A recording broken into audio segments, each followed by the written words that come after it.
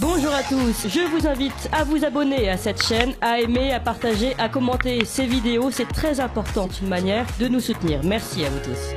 Mais avant de retrouver Maurice Baudouin, nous retrouvons François Bousquet. Bonjour François Bousquet. Bonjour Clémence. Et merci beaucoup d'être avec nous aujourd'hui. Vous êtes rédacteur en chef de la revue Éléments, directeur de la Nouvelle Librairie. Et aujourd'hui, finalement, c'est un petit coup de cœur que vous nous proposez sur Gaspard Proust, effet Bolloré. Gaspard Proust en passe de détrôner, selon vous, les humoristes de France Inter. Du moins, c'est un vœu, oui. L'an dernier, les Proustiens célébraient les 100 ans de la mort du grand Marcel Proust. Cette année, c'est un autre Proust, Gaspard de son prénom, qui est à l'honneur. Le Figaro Magazine l'a récemment placardé en une. Le JDD lui offre chaque dimanche ses colonnes et Europe 1 son antenne 3 fois par semaine pour contrebalancer le lugubre appel à la prière de rire lancé tous les matins par le muezzin de France Inter.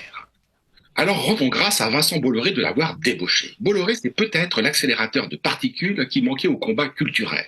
Il a déjà donné le coup de pied de l'âne à l'esprit Canal+, reste à détrôner les humoristes de la maison de la radio, et son arme de dérision massive dans cette opération, c'est Gaspard Proust, qui est en train de ringardiser Charline Vonnecker, le mannequin-pisse bruxellois, en phase de transition de genre sur les bords de Seine.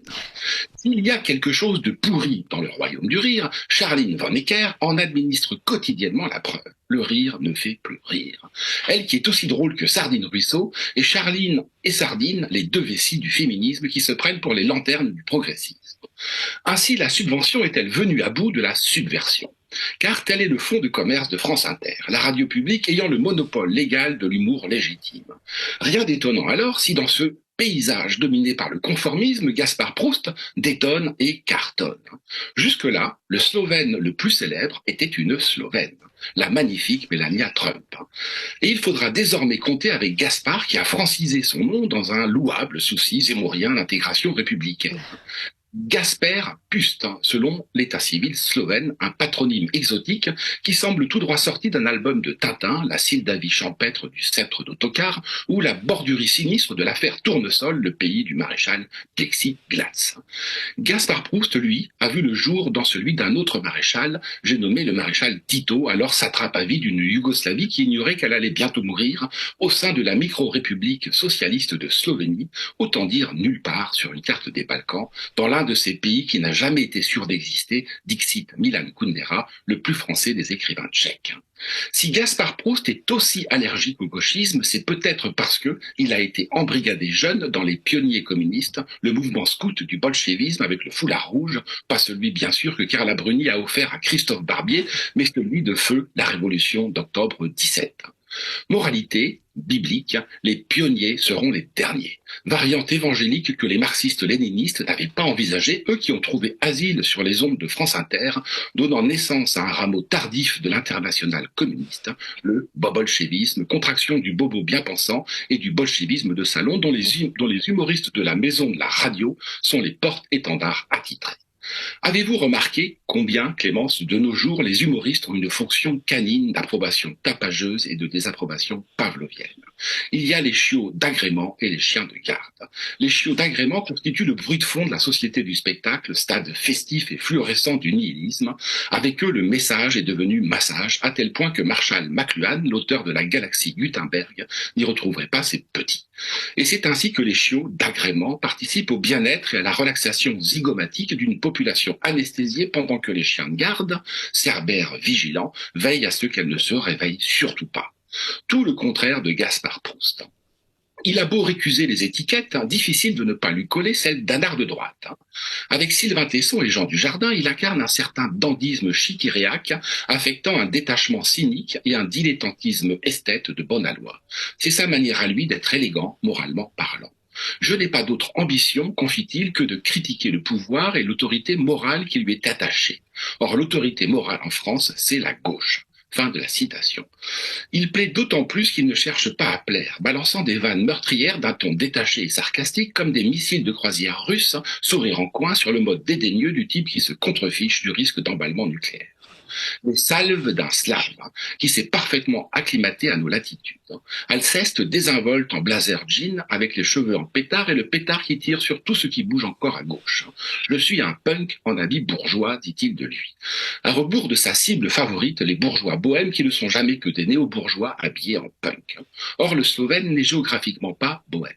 Libre à lui alors d'égrener des horreurs sur le ton neutre d'un médecin légiste enregistrant au dictaphone les lésions sur le corps polytraumatisé d'un grand accidenté de la route. Je veux parler de la gauche. Guy Bedos, le père, le détesté gage suprême de qualité. Stéphane Guillon aussi. Et ça, c'est mieux que la croix de guerre. Et c'est du reste Gaspard Proust qui a très avantageusement remplacé Stéphane Guillon dans Salut les Terriens il y a quelques années, l'émission d'Ardisson.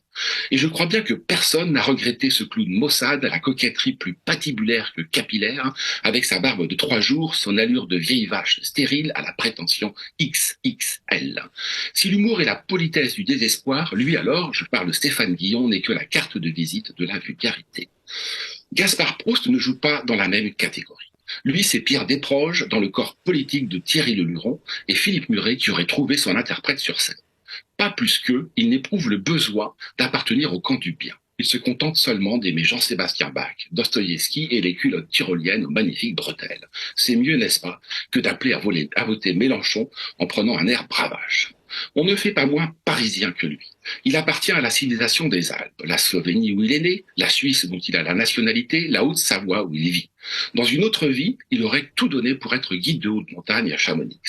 Et c'est peut-être la raison pour laquelle il s'arrête toujours au pied du précipice en alpiniste chevronné. C'est Cocteau qui disait « Le tact de l'audace, c'est de savoir jusqu'où on peut aller trop loin ». On a quelques scrupules à classer Gaspard Proust dans la catégorie des humoristes. De toute évidence, il relève plus du monde des funambules à la Alphonse Allais. Pas sans rire, c'est le plus littéraire de la bande. Il a d'ailleurs tiré un livre de ses chroniques, Mea culpa, paru chez Plomb, et elle passe haut la main l'épreuve de l'écrit. À côté de lui, la plupart des amuseurs ressemblent à des lourdeaux qui font des bruits de casserole avec un sifflet péteur. En particulier les humoristes de France Inter. Eux se prennent pour des moralistes. Ainsi va donc la gauche. Elle n'imagine pas qu'on puisse avoir de l'esprit en dehors d'elle. Elle qui ne conçoit la droite qu'à titre de repoussoir comme un lieu de bannissement de l'intelligence, peuplé d'analphabètes un peu frustes et de rustes un peu brutes. Mais le dogme de l'infaillibilité, c'est elle désormais. La radio d'État a pris la suite de l'esprit Canal+, la condescendance en plus. C'est le rire des enfants gâtés de la société de consommation dont Canal+ aura été le laboratoire et la matrice. En est sorti Bobo Sapiens, produit de la Sainte Alliance libérale libertaire, Woodstock dans les bras de Wall Street, les 68 arts reconvertis en 60 pubards, ou comment passer de la paléobourgeoisie à la néo-bourgeoisie, des pères offices, de la droite à la gauche, des boursiers aux héritiers, des producteurs aux consommateurs. Si ce monde finit enfin par mourir, ce que je souhaite, Bolloré et Proust, le philanthrope et le misanthrope, n'y auront pas été pour rien. Merci beaucoup François Bousquet, je rappelle rédacteur en chef de la revue Éléments et directeur de la Nouvelle Librairie. Vous appréciez cette émission? Alors aidez Radio Courtoisie à en produire d'autres en indépendance totale. Rendez-vous sur soutenir.radiocourtoisie.fr. Merci d'avance.